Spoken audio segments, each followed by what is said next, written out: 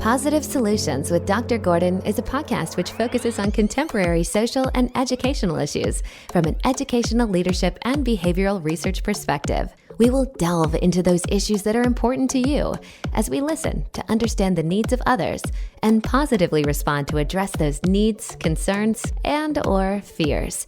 Professionals in their respective fields of expertise, in addition to friends of the podcast, will share their unique perspectives of positive solutions to what matters to you most. Join us every Sunday afternoon at 5 p.m. Eastern, 4 p.m. Central Time, as we share positive solutions to those issues that are important to you. Hi, good afternoon. Thank you so much for joining me on Positive Solutions with Dr. Gordon. We are fortunate to have with us a guest who is a creative writer and also an author, Stacy Johnson Stanley, who will share with us her thoughts and also some tips on how you can utilize your skills, your talents, your gifts of expressing yourself, your thoughts, your sentiments in a creative manner that helps to describe the world in which you are experiencing. And so you want to stay tuned because she has a powerful message and you don't want to miss it. We'll get to meet Stacy right after our trivia segment of the podcast.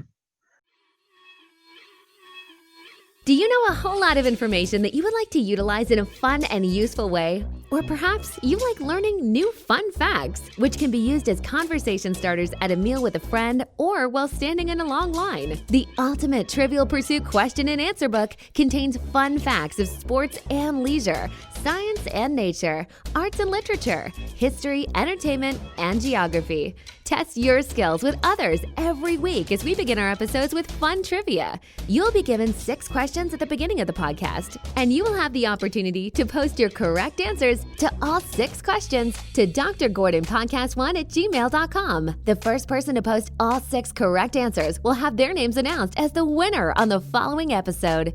The person with the most wins after 50 episodes will win a gift certificate from our podcast's gift basket of tangible goodies. Who knows? Maybe you can win dinner for 2 at a restaurant in your area, or enjoy a full body massage from a licensed health and fitness spa. Don't be bashful. Join the fun every Sunday afternoon at 5 p.m. Eastern, 4 p.m. Central Time on this podcast, Positive Solutions with Dr. Gordon.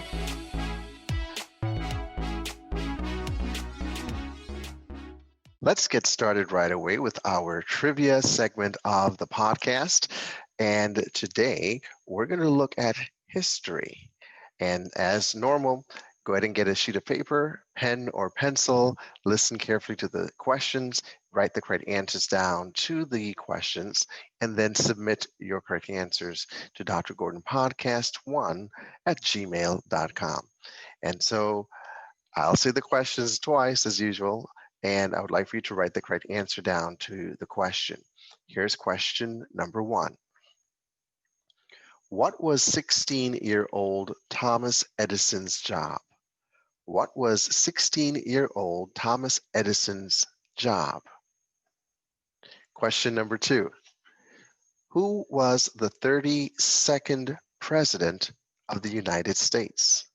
Who was the 32nd President of the United States? Question number 3.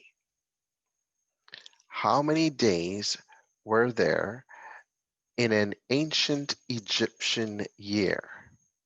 How many days were there in an ancient Egyptian year?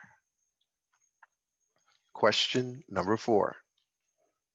Who is the only person to have become Vice President and President of the United States? Who is the only person to have become Vice President and President of the United States?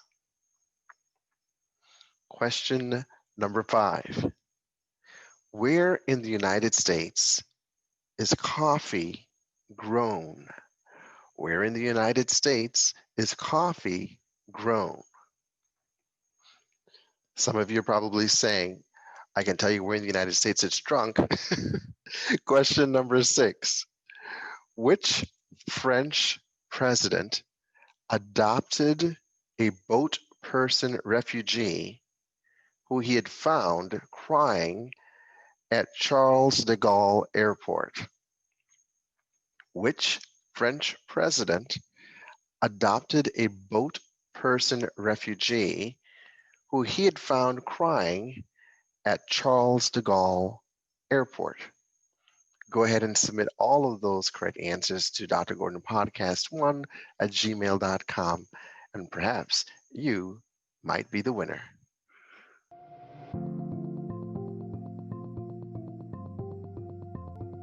You're listening to the podcast Positive Solutions with Dr. Gordon, which is uploaded weekly on Sunday afternoons at 5 p.m. Eastern, 4 p.m. Central, on your favorite podcast directory.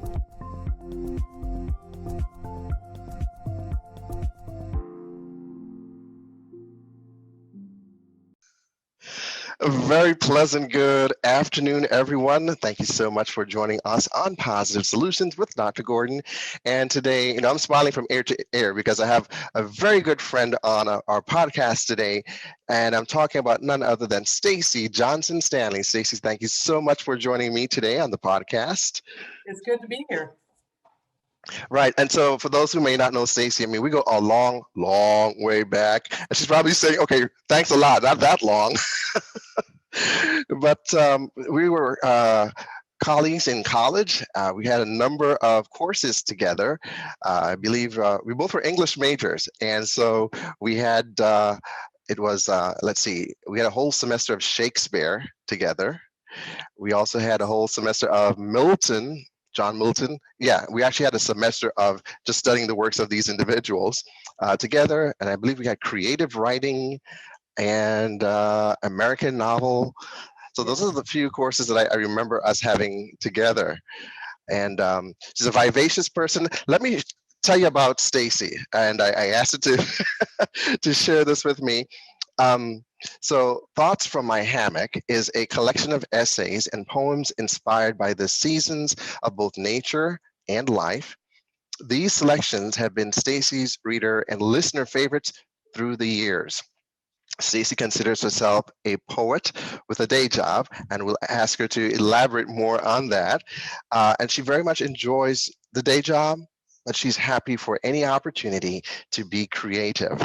Her goal is to inspire and encourage people in their daily lives.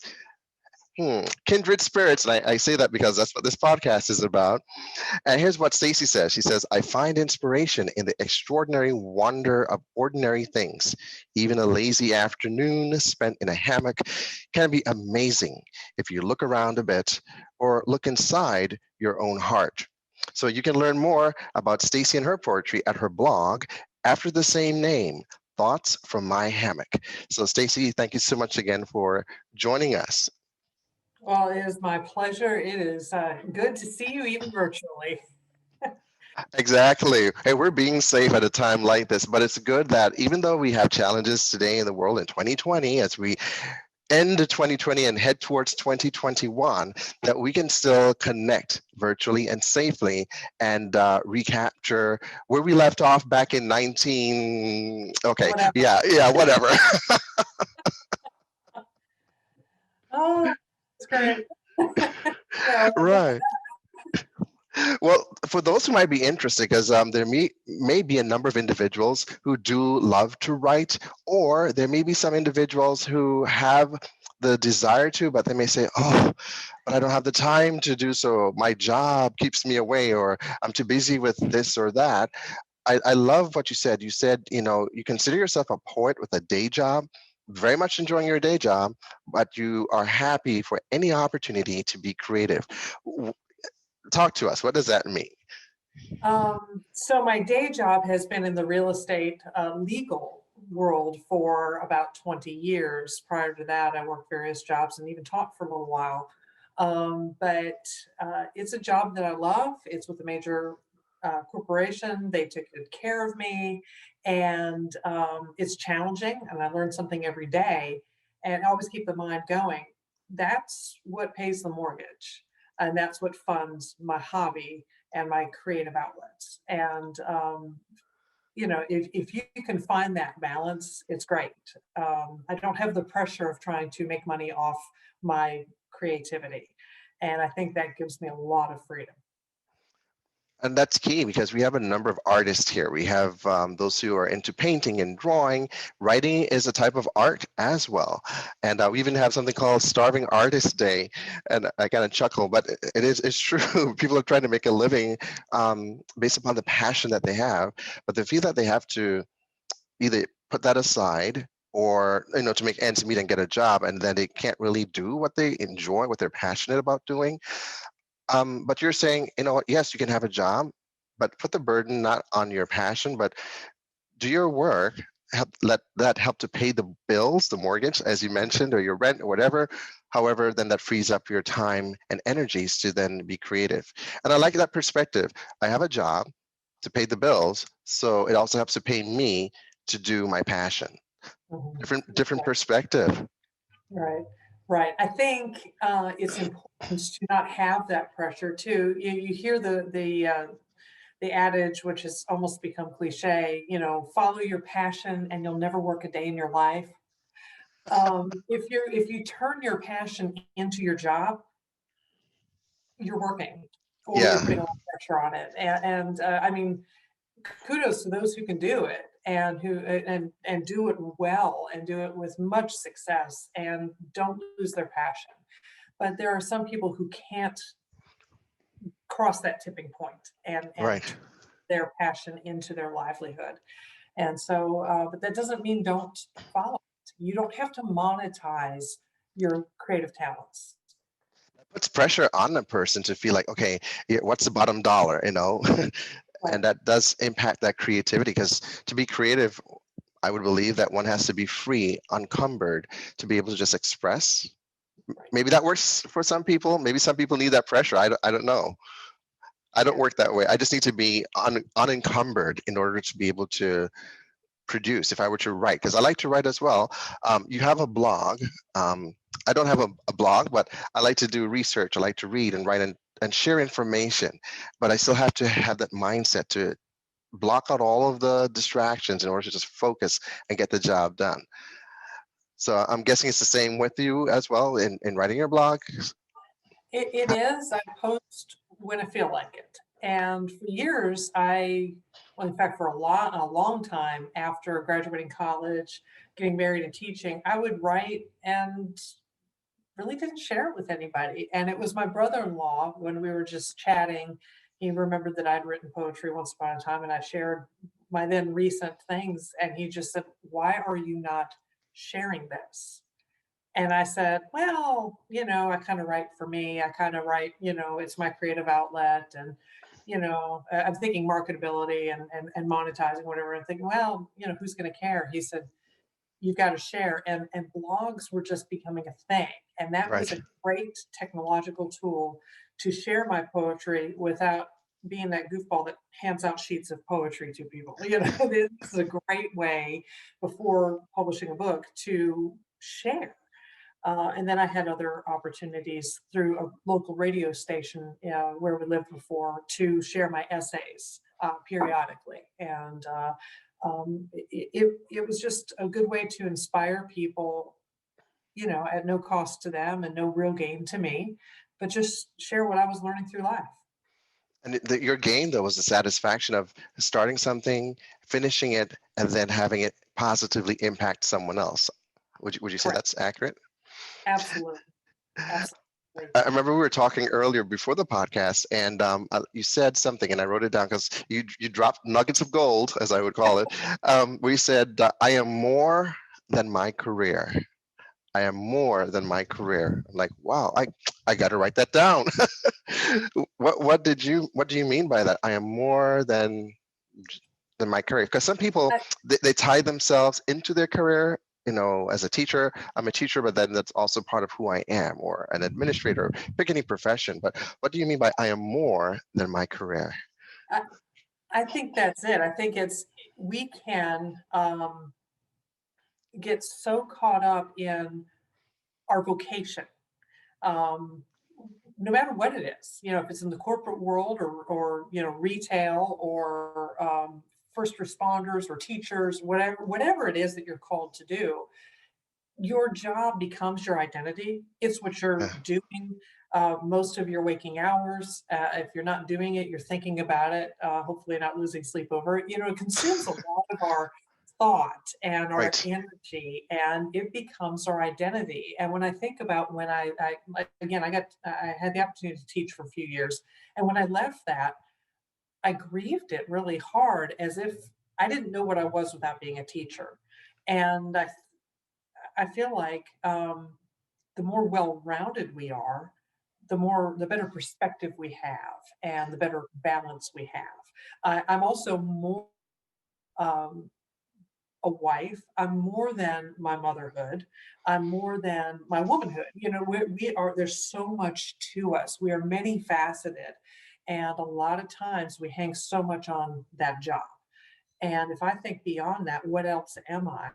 That includes a poet, and an essayist, and I feel like that gives me perspective. When I have time to write and I forget the day job for a while, I come out of that refreshed. No, I get that. So it's about striking that balance, and like I said, I like to do research, and so I am more than just an administrator in the secondary public school. I also get to do podcasting, so I'm a podcaster. I get to do research and to share information, and I love doing that. And I get to combine all of the things that I love in doing the podcasting because I love to meet new people. I like to meet uh, people that I've met over the years and reconnect and then share common thoughts and ideas. And I also like to help people. And I'm a good listener. Not bragging, but I'm just saying I like to hear what people have to say. And I listen because I can learn something as well. And if I can contribute, I would ask permission first. Well, do you need me to fix this for you? Do you need me to just listen so you can just vent? Or do you need me to help you think through a solution? And so I get to know where the individual is at that moment. And for the most part, from my experience, some people just want someone to talk to and have someone to just listen and to be there and to be that sounding board. And I've had many people say, "Oh, wow, thank you so much. I feel so much better." And I'm like, well, I just listened to you, but I get to do Always this. part of that. Yeah, but and that's the purpose of the podcast, to help to enhance the social emotional well-being of individuals across the lifespan. And of course, yeah, the focus is on educational issues and behavioral research issues and contemporary issues, but it's touching on those things that are important to people, what matters to them most, listening to understand and not listening to react, but listen to understand and then respond in a way that would be helpful and positive and beneficial to them. Um, you also said something else. You said, don't let life get in the way of creativity. And Yes. and that is so easy to have happen. And it's so easy to justify that. Well, I know I have this to do, I have that to do, I have all this long laundry list of items to do, but then it impacts what you're capable of producing. So don't let life get in the way of creativity. Any thoughts on that you want to share with any? I think it's don't let life get in the way of blank, whatever it is, your Right. health, True. taking care of yourself. Don't let life get in the way of family, in the way of quality time with friends, in the way of whatever your favorite hobby is. But for me, um, especially, it's easy to let the creativity slide because for me, it requires a quiet time alone. And so if I don't carve out the time and dedicate the space, I'm a little less creative. Now I'll go through spurts where I went through a phase a few years ago where I kept a notebook in my briefcase. And at the time I was a paralegal driving to different counties in North Carolina. And so I might be sitting waiting for documents to be filed, and an idea would come and a poem would spill out of me, or I'd get little bursts here and there. And I kept a notebook always with me. Smart. It doesn't always happen like that. And I think anybody who writes or is otherwise creative, they'll have those bursts of where it's just almost an avalanche of creativity. And it gets in the way of everything, but that's rare. Usually it's more like dedicating yourself to exercise. You need to have the space to go do wherever you're going to exercise, and you need to create the time for it. And you need to prepare, in my case, prepare my mind to be creative. And I pull out those notes that I've jotted down through the years, and I'll flip through the pages and go, okay, this idea has marinated enough. It's ready. It's ready to present. And but I have to make the time, make the space for it. Right. That is, you know what? This is your master class. And the podcast is your classroom, and you're reaching a number of individuals who are watching right now and are taking notes, I'm hoping. I'm hoping that you're also inspiring a number of individuals. And so thank you for sharing that. I did take a look at your blog, and I was reading a couple of some of your writings that you wrote, and one that was really powerful, and it stood out to me, and I was like, wow. I mean, I know Stacy because we've been in college together, so I didn't expect anything else less. But for me, you captured exactly the sentiment and the time in which we're living by one of the blogs, or it was a poem that you wrote, and it was dealing with racial issues, and it was just succinctly stated from another perspective, and I was like, this is it. Do you remember what I it do, is? I do. If you just happen to have it lying around, do you mind sharing it? I can pull it up. It's an open letter from one church member, and this is Could you where say the title again, please? an open letter from Right, one that's it. church member. Yeah. Um, and I think this is the power of the creative process, that sometimes it is something to inspire somebody else. And sometimes it's just a snapshot of life and no real lesson. And then sometimes it's a cathartic exercise for myself. And I've had a couple of poems that have been exactly that. Another one is Jehovah Jireh, that was born out of a time where I needed to learn God's provision in my life. But this open letter was, of course, born out of the racial tensions that our country here in America we were experiencing, and everybody in the world was watching. Right. And I was watching my friends of color of all backgrounds struggling with how to say what it's like to be them Right. without disrespecting the plain white Americans that they love. And my poem was meant to say, here's what I'm observing. And I'm deeply sorry for the ways, and in this case, the American church historically could have done this better, that we should have been on the front lines of this. And some churches were, but I would say just very broadly, Church Universal, right. yes, Church Universal, Church particularly America, because I Yes, can only speak to that, and say, hey, we could have done this better. And right. that was not to throw an entire demographic under the bus, but it was to acknowledge. It's And honest. it was very healing for me to get it off my chest. And as I explained to you, I ran it by a couple of friends that I wanted to make sure it didn't come off as tone deaf.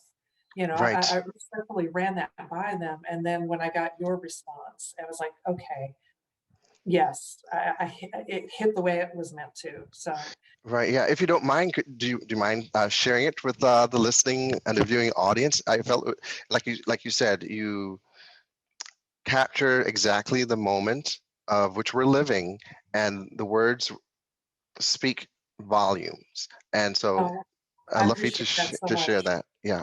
Okay, let me get it to come up here. For every time we chose not to sit at the lunch counter with you, march with you, give you our seat on the bus, take a knee, simply stand by you rather than just stand by. For every time we should have fought against slavery, against lynchings, against segregation, but preferred comfort over conflict and settled a little deeper into our privilege. For every time we started a sentence with, I'm not racist, but. For every time our leaders use scripture to justify your mistreatment while completely missing every verse that teaches Father God created each of us in his image. For every time we dropped your name just to prove how progressive we are, how diverse our collection of friends, while not once extending an invitation to coffee, to the ball game, to our barbecue in the park, because we were using you as tokens of our open-mindedness instead of treating you as friends. For every time we left you alone to take matters into your own hands, then condemned you when you did, or said you could have handled that better. For every time we kept quiet because language of cowards. I'm sorry. You are judged prematurely in every confrontation, before any confrontation, as if the color of your skin is the very cause of the confrontation. We like to claim that things are better than 100 years ago, but when something goes wrong, no, when you are wronged, we say, he shouldn't have been in that neighborhood. He should have submitted. He shouldn't have worn that hoodie. He should have kept his hands on the dashboard, which is all the 21st century version of get back to work, boy. Don't speak unless spoken to, boy. Keep your head down, boy. Don't cause trouble. Oh boy, it's not terribly different from 100 years ago, just an updated vocabulary. Before things can be different, before we can see real change, there needs to be a change of the heart in those who preach repentance. We can't move forward to a brighter future until we acknowledge the darkest part of our past. So, for all the times you deserved to hear these words, please forgive us. Wow. Thank you. And you are Thank you forgiven. for Yes. inviting me to do that again. No, I mean, it Yeah, was powerful. it felt good to write it. Yeah. And for those who might not know, I looked it up because we hear different terminologies. People talk about structural racism or systemic racism or societal racism. And so just in a nutshell, societal racism is a formalization of a set of institutional, historical, cultural, and interpersonal practices within a society that more often than not puts one social or ethnic group in a better position to succeed, and at the same time disadvantages other groups in a consistent and constant manner. That disparities develop between the groups over a period of time. Societal racism has also been called structural racism because society is structured in a way that excludes substantial numbers of people from minority backgrounds from taking part in social institutions. And so, societal racism is sometimes referred to as systemic racism as well. So yeah, we're living in 2020, we're living in the 21st century, and one would think, well, we are so much more advanced than let's say back in the 1960s. And yes, in some ways we have come a long way, and there have been great improvements, and kudos for those improvements. But there's still work that's left to be done. And it's for each of us to be that difference that makes a positive difference in the world today. Yeah, just again, loving ourselves and also loving others as well, regardless as to ethnicity, background, but just having that true heart of love and care and respect for someone else. And it was sad and irritating when, in light of what we're going through this year with the pandemic and with the political divisiveness and the social unrest, some of my friends from college They were posting things on Facebook, and one even sent me something in Messenger saying, um, it was God's will for slavery to happen. I was like, whoa. And I was angry at first, and then sad, because that was what has been taught, and it sort of makes some people feel, oh well, then I'm not responsible. It makes them feel it was okay, and they don't have to feel guilty about it because, oh well, it was God's will. Well, no, that's not accurate. That's not true. Right. And there's still a lot of education that needs to take place. In my heart, I forgave them, and I said, well, what's the best way that I can impart education or knowledge, and not do so in the spirit of anger, but in the spirit of love, to instruct. And so I said, I have to put on my teacher's hat. I can't do it from, just on a personal level, because it may not be received as well. And so again, hence the podcast, just being able to assist individuals, to support or empower individuals to think differently. And as we heal together as a nation, starting with each one of us, changing our mindset, we might have to rethink how we have been taught and question, and it's okay.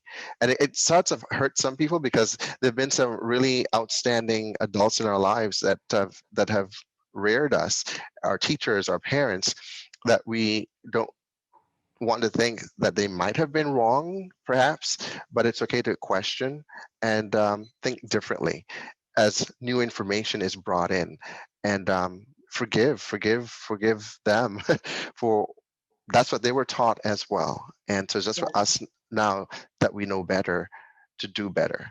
And we break that cycle. We break that Exactly. chain. That I know what I was taught, not by, not by my parents, but by those outside. In fact, my mother was stunned to learn some of the details of what I had been taught, because that's not what they were teaching at home. And but fortunately, my husband and I get to break the cycle with our son.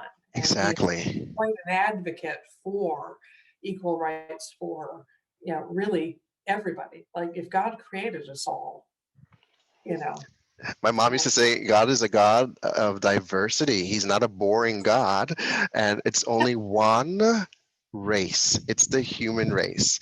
Right. And I had someone said, we're like a box of chocolates, Never know what you're gonna get. Different variety, but we're all good. That's right. That's right. So that's a heavy one to begin with, but I think it speaks to one of the purposes of art, just broadly speaking. That sure, it can be entertaining, and I have my entertaining pieces, but it can also challenge how we look at life. It can take something that we're familiar with and kind of turn it on its side a little bit, and let us see a different angle. Um, and sometimes I like what I write to remind us that we're not alone in what we're feeling, in what we're struggling. So my fellow Southern friends who read that said, yes, that's what I would have liked to have said. And I think you mentioned that as well, that sometimes we can put things into words that other people wish they could. And I mean that not boastfully at all, but that I give voice to feelings felt by more than me. And I think the same is true with other aspects of life, other struggles, wondering about our blessings, a random thing. I wrote a poem about that once. Or, will I have my needs met? Am I the only one who argues with my spouse? Am I the only mother who struggles with, whatever? And I think to give voice to that in a respectful way, and sometimes maybe a little less respectful, just be completely honest. I might have other women or men go, exactly. All right, I'm not nuts for feeling this way, and there's a way out. So I think that's an important aspect of my mission as a creative writer. No, absolutely. Again, it's using our talents that we have to effect that positive social change in the world. And no, you're not alone either. Just last night, I was listening to NPR and Mhm. driving the truck, and they were interviewing the editor and the president of the Kansas City Star newspaper. And in his column, and I wrote it down, I was like, wow, this is timely. And what you're saying, it kind of goes with that. Mike Fannin is his name. He detailed in the paper's latest investigation of how the newspaper treated certain communities of color for decades. And Right. not only the Kansas City Star, I won't read it all, but also the Los Angeles Times, as well as the Washington Post, back in July and September, they also had to take an honest look, do some self-reflection as to how they treated various communities, of color, and moving forward, how we need to do better, and just being bold to do so in a time when it may not be popular for them to stand up and do so. So thanks and kudos to all of the individuals who are taking a stand, because silence, means that you're in consent and you're being complicit. If when I say you, universal you, if we see something and we're not saying something. And back in March, we went out on, from school because of the pandemic, and having to self-quarantine. And then right on the heels of that in May with the social unrest and then the political divisiveness coming up, you know, it just, it's like the whole world, but in the United States, of course, in particular, was like out of control. And then we actually saw the real, true sense of individuals, their thoughts, their feelings about situations. And the pandemic is a great pandemic reveal, because then layers were peeled back and we're able to now see exactly what people were thinking, how they're feeling. And it's like, wow. So the first question that some of us might have had is, well, why aren't the churches speaking up more? Or why aren't more Christian institutions speaking up more? Or why this? It's easy to ask those questions, but the question that needs to be asked is, well, what am I doing to make that positive difference? Am I just complaining about what's happening? Because if I am, then I'm not helping. I'm contributing to the noise and to the problem. What am I doing that's constructive to help to add that healing balm to the world that needs it? And so what are our talents? What are our gifts? That's the message. That's the thrust here. You're using your talent of being a creative writer. And I still remember us sitting next to each other in Dr. Rand's creative writing Yes. class. And just being having to write so many papers, and just having to be in that mindset to do so. And you're using your talent to help to heal the world. I like to listen, I like to talk, and I like to do the research, and I like to share information as an educator. So what am I doing? Am I just complaining, or am I offering some sort of solace to help, to empower, and to There support you go. others? Yeah. Yeah. So no, thank you so much. I mean, I read another. I mean, you have serious writings on your blog, so that people don't think, oh my goodness, is she just writing serious, heavy stuff like that? But you also have some lighter pieces. The first one that I read, I think you had a haiku. Well, this isn't funny. I mean, you're talking about a breakup of two individuals, and one person says, "Oh, look at what I am doing." And I'm just summarizing, paraphrasing. Look at what I'm doing, and then the other line says, "Oh, you've already moved on." Yeah. I was like, whoa. Yeah, yeah. And a haiku is a challenge, and you may or may I not know. remember this, but I really struggled with those in this class because it's easy to go 5 syllables, 7 syllables, 5 syllables. But the beauty of a haiku is in packing a lot into a small package. In Yes. fact, I've been in songwriting groups where you have the musicians and the writers all together, kind of as a creative collective. I've done this at a couple of churches. I have not led them. I've participated. When it's my turn to share, I will talk about the challenge of a haiku and go into teacher mode and have everybody, even the guitarist, write a haiku. And I say that's the power of it. A well-written song is going to pack in the church world. It's going to pack a lot of theology into a small space, and then be easy, simple to sing along or to remember, rather than long drawn out, Bohemian Rhapsody length of, songs. That doesn't work in the church world. You need to pack it tightly. And it's a challenge. You're trying to create an image, a sensory experience, or in that case, an emotional one in 17 syllables. You're I don't use the word cramming, but you're condensing the Right. content in just those few lines that packs a powerful message. And you mentioned songwriters. Yeah, and it doesn't have to be repetitive either, over and over the same one line like 10 times. That gets Right. monotonous after a while. It's like, oh, Right. enough already. I don't want to hear that song again. Yes. And so to be able to do that, we say condense. If you think about concentrated juices, you buy in the freezer section, and we add water to make it juice, or the punch or the Kool-Aid. But if Right. you were to taste just the concentrate, it would knock your socks off. The burst of flavor that's crammed into that little can before you rehydrate it. I think that's, to me, what a haiku is. If you have the condensed juice, if you were to take a taste of that condensed juice, it would just knock your socks off. The powerful flavor. That's what you're doing with a haiku, and it's hard. That's a great word picture. I like that. Oh, good. A sensory image. I can taste that orange juice right now. But, and I'm always hungry. So it's they're difficult. They're a challenge, and but I do typically write shorter poems, and my essays my essays were geared for radio, many of them, so they had to be within a time limit. But you don't want to prattle on. I'm a huge fan of Charles Dickens, but he does meander, and that's just not my style. So people, especially if they don't tend to read poetry, you got to grab their attention fast. Oh, I'm not much of a poetry reader.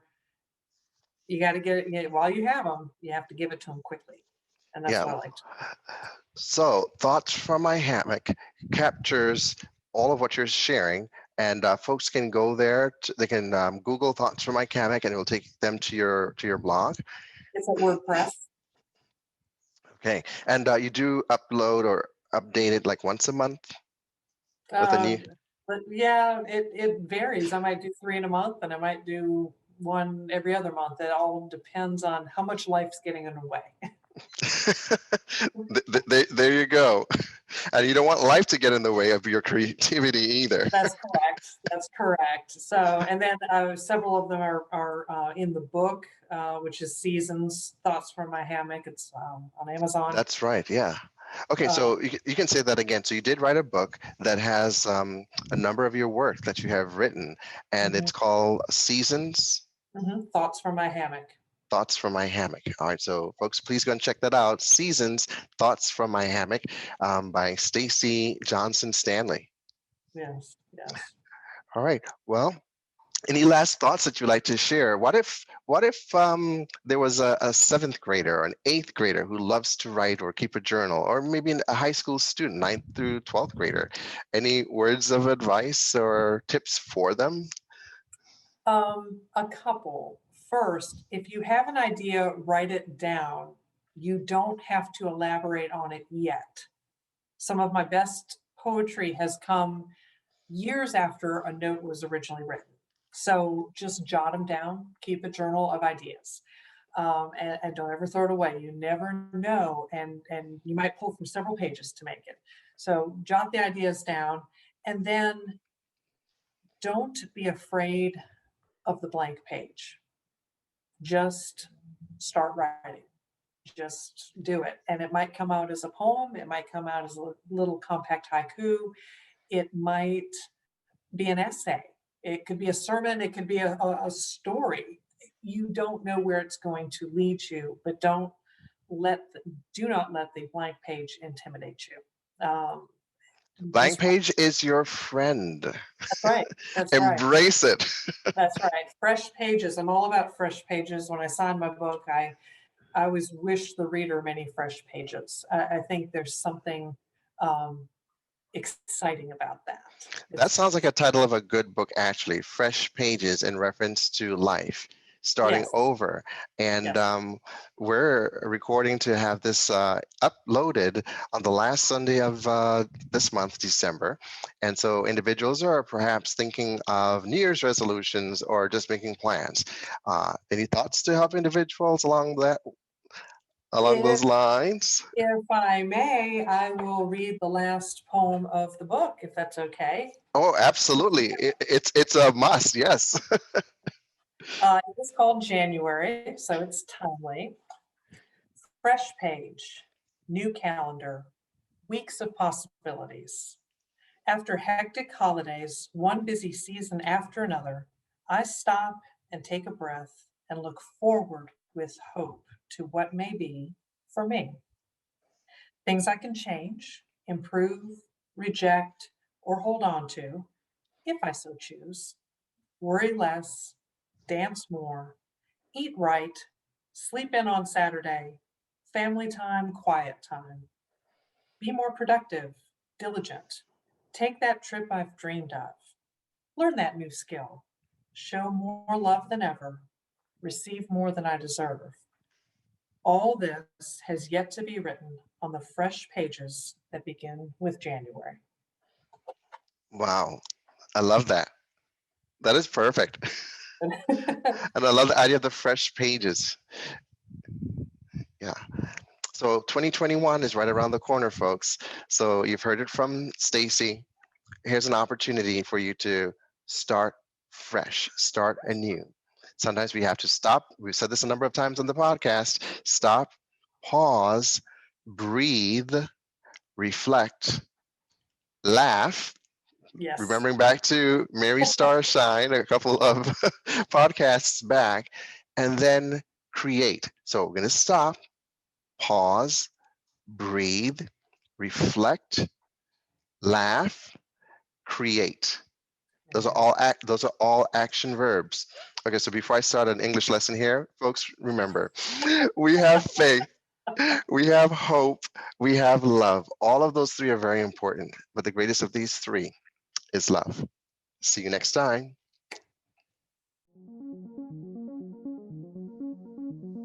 Thank you for joining Positive Solutions with Dr. Gordon as we learned about different perspectives of contemporary social and educational issues. We hope to educate and encourage as we analyze those topics that are important to you. Please continue to join us every Sunday afternoon at 5 p.m. Eastern, 4 p.m. Central, as new episodes are uploaded on your favorite podcast directory. Don't forget to subscribe by clicking on the link below this episode and respond to our fun trivia questions at drgordonpodcast1@gmail.com.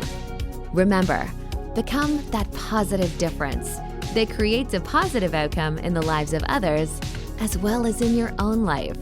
See you next Sunday afternoon on Positive Solutions with Dr. Gordon.